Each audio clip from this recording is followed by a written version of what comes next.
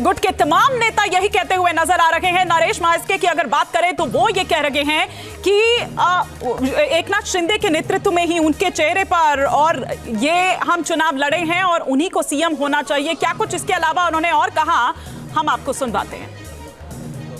जीत का जश्न मनाया जा रहा है। अब अगला सवाल ये है, मुख्यमंत्री का चेहरा कौन? देखो, मुख्यमंत्री का निर्णय तो महायुति लेंगी, लेकिन मेरे नेता एकनाथ शिंदे साहब, मुझे लगता है एकनाथ शिंदे साहब मुख्यमंत्री होना चाहिए। और इसी पर हम विस्तार से बातचीत लगातार कर रहे हैं। तमाम खास मेहमान भी हमारे साथ जुड़े हुए हैं। चारू प्रज्ञा जी हमारे साथ जुड़ चुकी हैं, बीजेपी की स्पोक्स पर्सन। चारू प्रज्ञा जी, सुन लिया आपने नरेश महास्के क्या कह रहे हैं, एकनाथ शिंदे के बेटे श्रीकांत शिंदे क्या कह रहे हैं?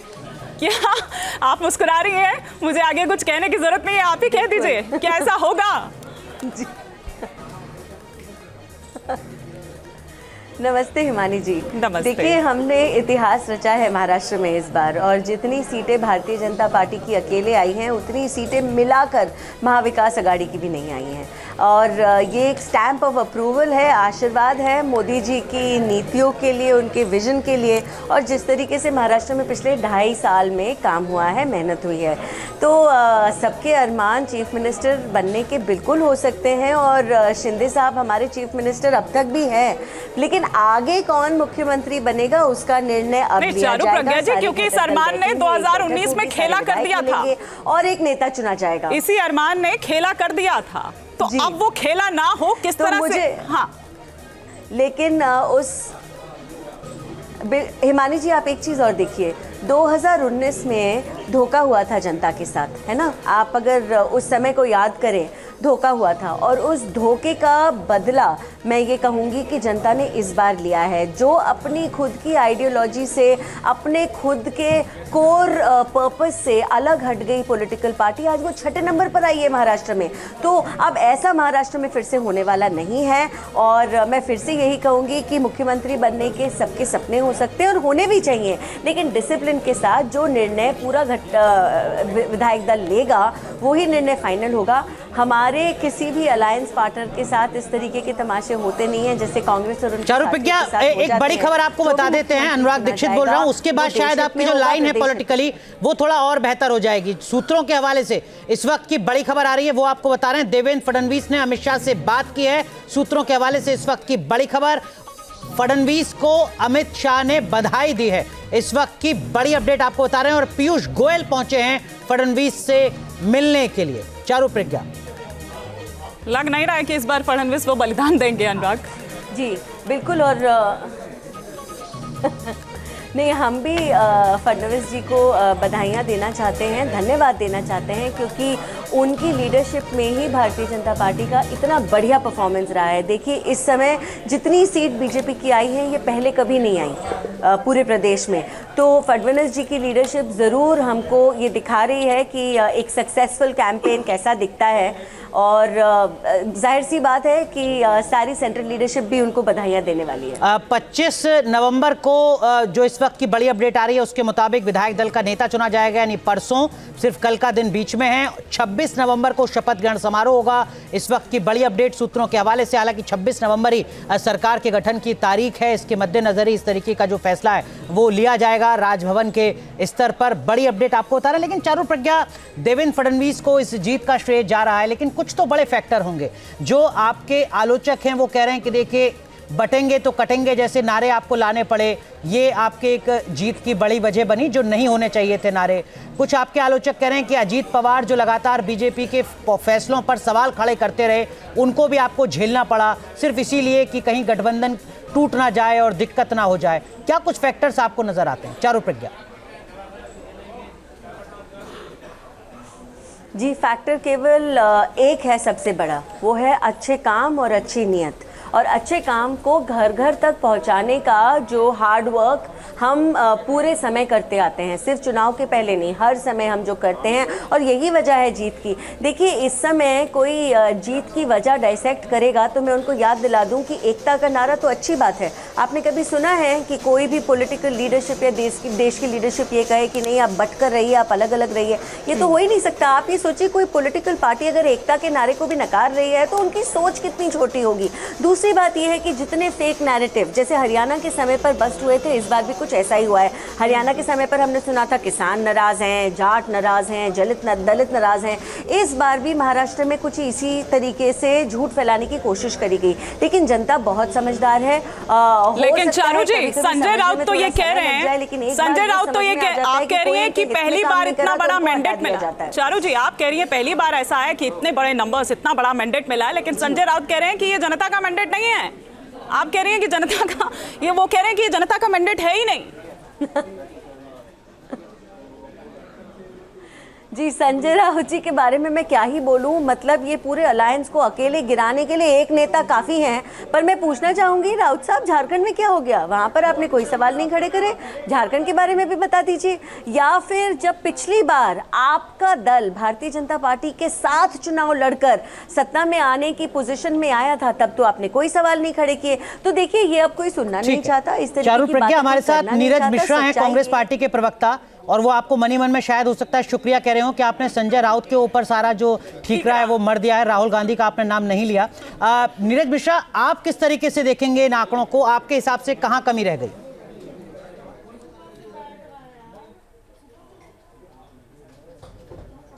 अनुराग भाई, एक अंग्रेजी की कहावत है कि elections are a great leveller. ये जो चुनाव है ये राजनेताओं को और जनता को विनम्रता और धैर्य सिखाता है। तो अभी हम धैर्य के साथ अंतिम परिणाम का वेट कर लें तो वो ज़्यादा अच्छा रहेगा। और किसी अतिशोक्ति में हम ना तो झारखंड की बधाई ले लें और जो अभी महाराष्ट्र में हार दिख रही है उसके बारे में कुछ कहें तो ज़्यादा अच्छा होगा। सीधी सीधी बात तो हमें ये समझ आती है कि जिस तरीके से चुनाव लड़ा गया उसमें तो एक वो जो सामाजिक कहावत है ना कि डकैत जब आता है तो पहले रेकी करता है। उसको लगता है कि इस घर का दरवाज़ा जो है वो ज़्यादा मजबूत है, तो वो उस घर में डकैती ना करके दूसरे ऐसे दरवाजे पर जाता है जो शायद थोड़ा कमज़ोर दिखे। तो शायद महाराष्ट्र में वैसी ही डकैती हुई जो झारखंड में नहीं हो पाई। लेकिन इन सब के ऊपर हम जो विश्लेषण है वो जब फाइनल नंबर्स आ जाएंगे तब जरूर इस पर बात करेंगे। लेकिन अभी की स्थिति में झारखंड की जो जनता है, जिसने डेवलपमेंट मीठा के काम मीठा को- गप गप, तीता तीता थू थू, ऐसा नहीं हो सकता है ना कि महाराष्ट्र में क्योंकि आपके पक्ष में नहीं है तो आप डकैती उसको बता दें, और झारखंड में चूंकि आपके पक्ष में है तो वहां चीजें इतर हो जाती है। ऐसा नहीं है। यहाँ पर आप क्या ओवर कॉन्फिडेंट थे, चाहे वो लोकसभा के परफॉर्मेंस के तौर पर हम देख लें? यहाँ पर हिमानी जी, मैंने तो कहा, हाँ हिमानी जी मैंने तो ये कहा कि डकैती की कोशिश हो सकता है झारखंड में भी हुई, लेकिन वहाँ क्योंकि जो ताला था वो मजबूत था, वो ताला नहीं टूट पाया भाई। तभी तो ईडी सीबीआई गवर्नर के माध्यम से वहाँ क्या क्या किया आपके गया। पास तो महाराष्ट्र में भी बहुत अच्छा मौका था। ठीक है नीरज जी, एक मिनट शिंदे कुछ कहना माझ्या मनापासून अभिनंदन करतो आणि माझ्या लाडक्या बहिणी यांचं देखील मनापासून अभिनंदन करतो। लाडक्या बहिणींनी मोठ्या प्रमाणावर मतदान केलं, लाडक्या भावांनी मतदान केलं, लाडक्या शेतकऱ्यांनी मतदान केलं आणि त्याचबरोबर लाडक्या माझ्या ज्येष्ठांनी मतदान केलं। समाजातल्या प्रत्येक घटकाने या ठिकाणी भरभरून महायुतीला मतदान केलं। गेले 2-2.5 वर्ष जे महायुतीने काम केलं त्या कामाची पोचपावती या निवडणुकीमध्ये जनतेने दिली आणि म्हणून महाराष्ट्रातल्या जनतेला मी पुन्हा एकदा त्यांचे मनापासून आभार मानतो, त्यांना मनापासून धन्यवाद देतो की पूर्णपणे जे काम आम्ही केलं 2.5 वर्षामध्ये त्याचं मोजमाप, नोंद आणि त्याची कामाची पोचपावती या महाराष्ट्रातल्या जनतेने आम्हाला दिलेली आहे। खरं म्हणजे आता आम्ही 2.5 वर्षात जे काम केलं, आता पुढच्या कार्यकाळामध्ये आमची आणखी जबाबदारी वाढली आहे आणि म्हणून जनतेला त्रिवार वंदन करतो आणि माझ्या सर्व कार्यकर्त्यांना देखील महायुतीच्या मनापासून धन्यवाद देतो। महायुतीचे सर्व कार्यकर्ते मनापासून काम करत होते आणि म्हणूनच हा विजय, एवढा मोठा विजय मिळतोय। मी माझ्या ठाणे मतदारसंघातल्या कोपरी पाचपकाडी मतदारसंघातल्या देखील मतदारांना धन्यवाद देतो की खूप मोठ्या लीडने, मार्जिनने त्यांनी मला विजयी करण्याचं काम करतायत आणि त्यामुळे मी पुन्हा एकदा सगळ्यांना मनापासून खूप खूप शुभेच्छा, मनापासून सगळ्यांचं, सर्व मतदारांचं मनापासून अभिनंदन। आज मैं महाराष्ट्र के तमाम मतदाताओं को बहुत बहुत धन्यवाद देता हूँ, उनका अभिनंदन करता हूँ, क्योंकि ये विक्ट्री जो है ये लैंडस्लाइड विक्ट्री है। ये मैंने कहा था कि महायुति को थम्पिंग मेजोरिटी मिलेगी, और इसीलिए मैं तमाम मतदाता जो है, मेरी लाडली बहनाओं को मैं धन्यवाद देता हूँ, लाडले किसानों को मैं धन्यवाद देता हूँ, और लाडले हमारे भाई हैं, लाडले सीनियर सिटीजन हैं, सभी वर्ग जो है, सभी वर्ग को मैं धन्यवाद देता हूँ कि उन्होंने ऐसी विजयश्री प्राप्त कर दी है कि न भूतो न भविष्य तो ऐसी विक्ट्री जो इस बार मिली है, जो 2-2.5 साल हमारी महायुति ने काम किया है। ये महायुति ने जो काम किया है उसके काम के ऊपर ये जनता ने शिक्कामोर्तब किया है, काम को तवज्जो दिया है, प्राथमिकता दी है, और इसीलिए महायुति को इतनी बड़ी जीत हासिल हुई है। इसलिए मैं महायुति के पूरे महाराष्ट्र की जनता को तो धन्यवाद देता ही हूँ, उनका स्वागत करता हूँ, लेकिन महायुति के सभी कार्यकर्ताओं को भी धन्यवाद देता हूँ। उन्होंने जो काम किया है बहुत ही बढ़िया काम किया है, और इस चुनाव में हमारे महायुति को जिताया है, इसलिए मैं बहुत बहुत उनका आभारी हूँ।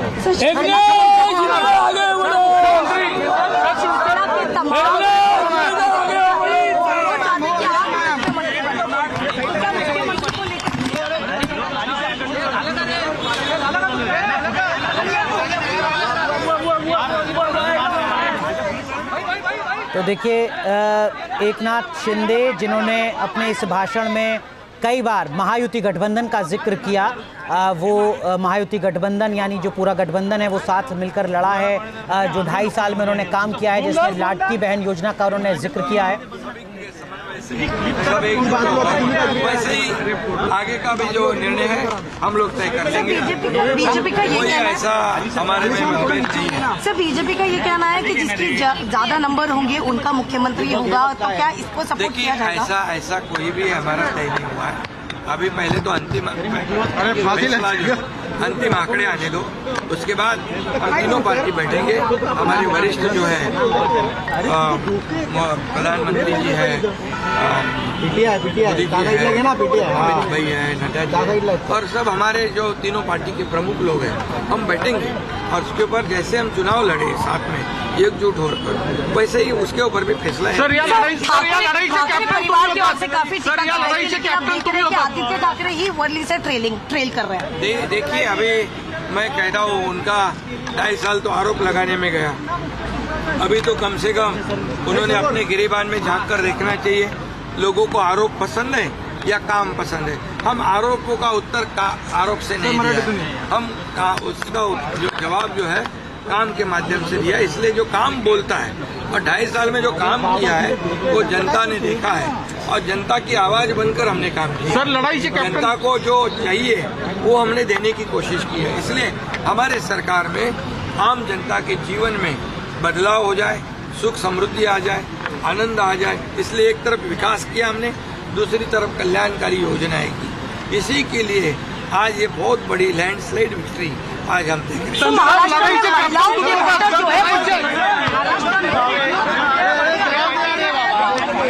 तो क्या ये लाडली बहन का योजना लाडली बहना योजना जो है, क्या ये बेनिफिट करके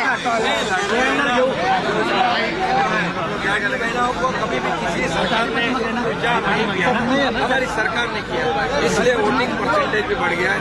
बाकी भी हमारे लाडले बहनों का वोटिंग पर, लाडले भाइयों का भी वोटिंग, सभी लोगों ने परसेंटेज वोटिंग बढ़ा दी।